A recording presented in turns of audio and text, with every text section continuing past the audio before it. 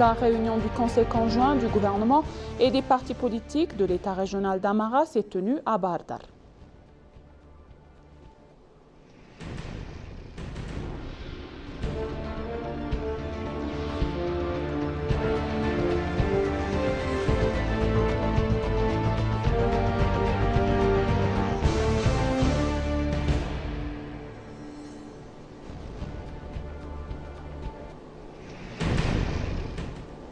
Bienvenue chers téléspectateurs, c'est Moïda Garemo avec le journal du lundi 27 octobre 2025.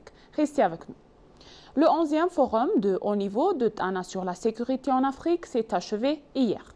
Le 11e édition du forum de Tana sur la sécurité en Afrique s'est achevé par un engagement renouvelé à promouvoir la paix, la sécurité et le développement durable sur tout le continent. Les participants ont souligné que l'Afrique doit agir avec détermination, confiance et imagination pour façonner son propre avenir. Le forum a réaffirmé l'importance de traduire le dialogue en actions concrètes sur le progrès collectif du continent.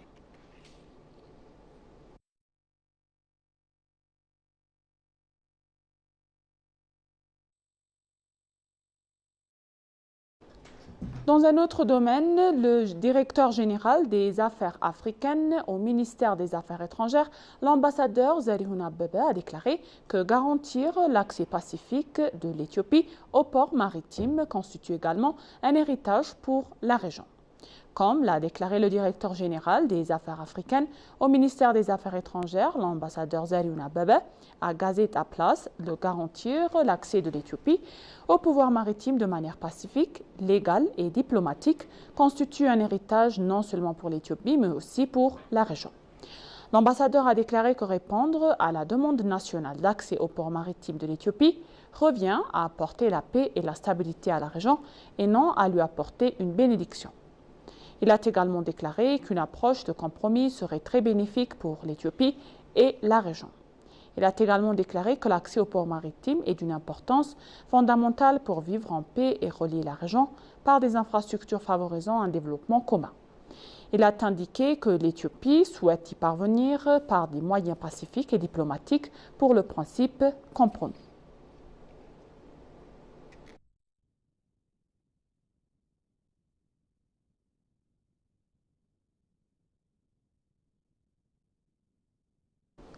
La réunion du Conseil adjoint du gouvernement et des partis politiques de l'État régional d'Amara s'est tenue à Bahir Dar.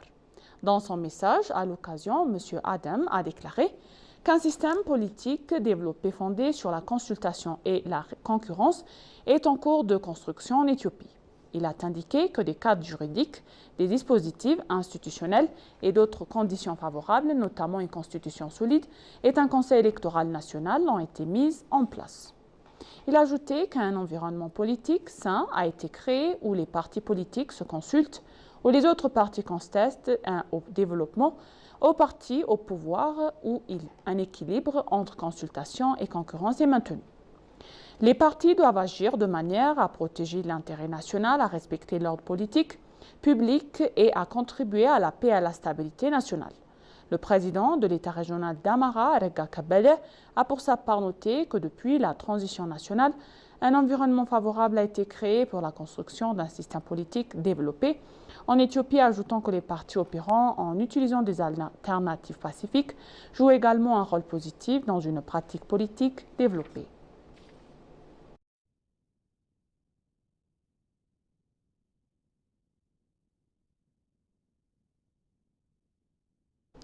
Les chercheurs interrogés par l'ENA ont indiqué que les universitaires considèrent le grand barrage de la Renaissance éthiopienne comme un projet déterminant pour l'avenir énergétique durable de l'Éthiopie et un catalyseur majeur de sa transformation numérique.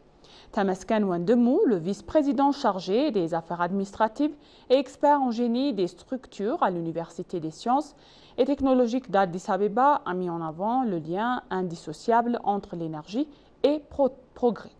Selon lui, l'énergie propre et durable construite par le GED jouera un rôle clé dans l'accélération de la numérisation du pays en garantissant un approvisionnement sûr et continu aux infrastructures modernes. Un avis partagé par Kamal Ibrahim, le vice-président aux affaires académiques et spécialiste en génie électronique à l'université de Astou, pour qui la mise en service du GAD a renforcé de manière significative la capacité énergétique nationale, soutenant ainsi directement l'expansion des technologies numériques grâce à une électricité fiable. Kamal Ibrahim a par ailleurs souligné l'impact socio-économique du projet. L'extension des accès à l'électricité favorisera l'urbanisation équilibrée du pays, limitant l'exode vers les grandes villes et stimulant le développement des régions. Il a ajouté que l'Université des sciences et technologies d'Addis Abeba s'engage activement dans la transition numérique à travers la formation de compétences spécialisées et des partenariats de recherche et de développement avec plusieurs institutions nationales.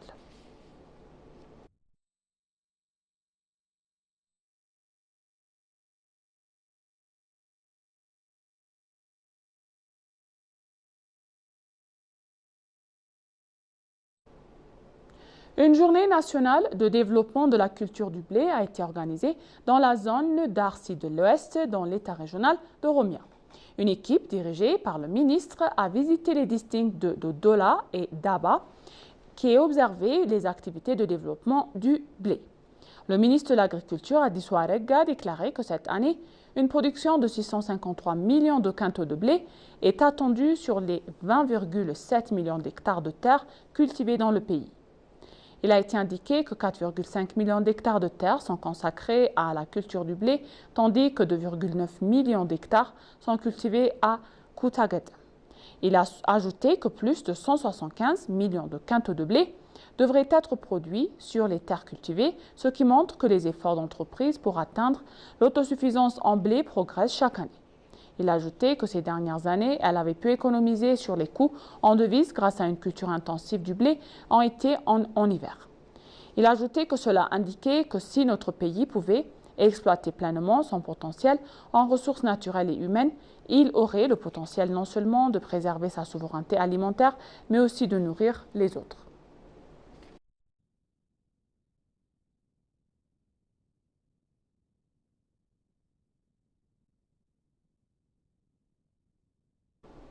Dans un message publié sur les réseaux sociaux, la maire d'Addis Abeba, Adanet Abebe, a tenu à remercier tous ceux qui ont contribué activement à la réussite de ce projet majeur, en particulier pour les zones stratégiques comprenant la place de Mesk El Porte Sud, le traçant de Ambessa Garage Goro, le nouveau centre international des conférences de Goro, le terminal VIP et l'aéroport de Bolé, ainsi que l'axe de Sarbet, place de Germain, place de Garment Furi.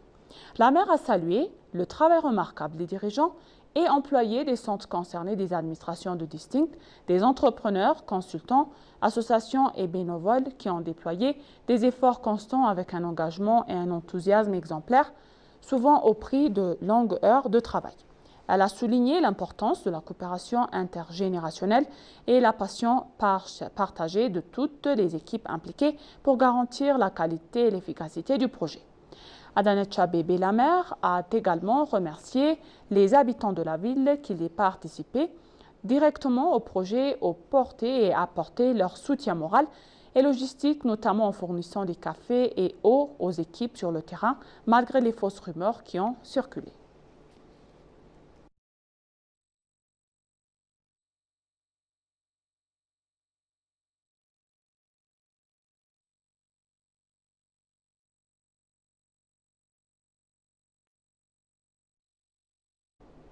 Lors d'un entretien exclusif avec l'ENA à l'occasion du 80e anniversaire de l'organisation de Kriyat-Wan, Bonto, la directrice du pays de l'ONU-SIDA, a souligné la contribution majeure de l'Éthiopie à la résolution des défis mondiaux, notamment à travers les missions de maintien de la paix.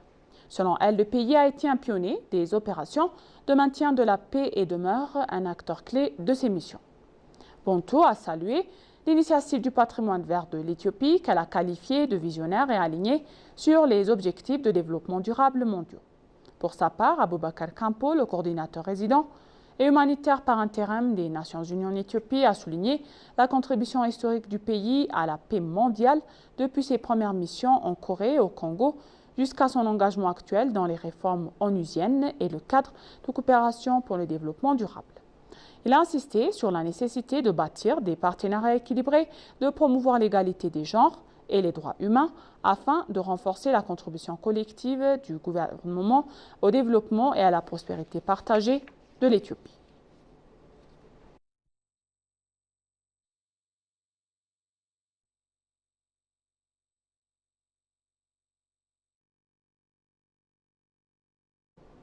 Pour conclure le journal, l'Éthiopie s'affirme comme un acteur clé dans la lutte mondiale contre la traite des êtres humains et le blanchissement d'argent grâce à des lois vigoureuses, des campagnes de sensibilisation étendues et des partenariats innovants selon l'Organisation internationale pour les migrants. Sacha Nlabou Patrick, le chef du programme de l'OIM, a salué l'approche intégrée de l'Éthiopie, combinant cadre législatif solide, actions de prévention et coopération stratégique qui cible directement les trafiquants et les circuits de blanchiment, tout en protégeant les populations vulnérables. Il a indiqué que ces efforts contribuent à démanteler efficacement les réseaux criminels et à renforcer les capacités des instituts chargés de l'application de la loi, faisant de l'Éthiopie un modèle régional et mondial dans la lutte contre la traite. L'expert a également insisté sur la collaboration étroite entre le gouvernement éthiopien et les partenaires internationaux, soulignant qu'elle permet de s'attaquer à la fois aux causes profondes et aux manifestations de ce fléau. Les études menées analysent les vulnérabilités exploitées par les trafiquants et aident à concevoir des stratégies adaptées au contexte local.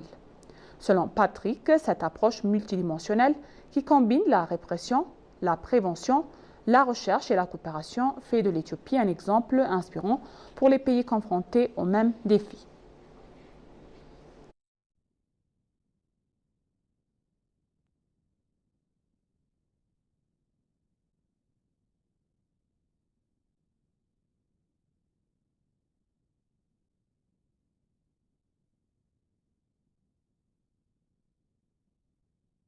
Et maintenant, chers téléspectateurs, je vous rappelle les titres principaux.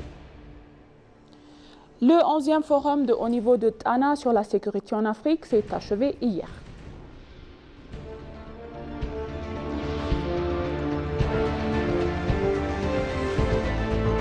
La réunion du Conseil conjoint du gouvernement et des partis politiques de l'État régional d'Amara s'est tenue à Bahardar. Merci, chers téléspectateurs. Ainsi s'achève le journal d'aujourd'hui. C'était moi, Daria Remo, et je vous souhaite une bonne journée.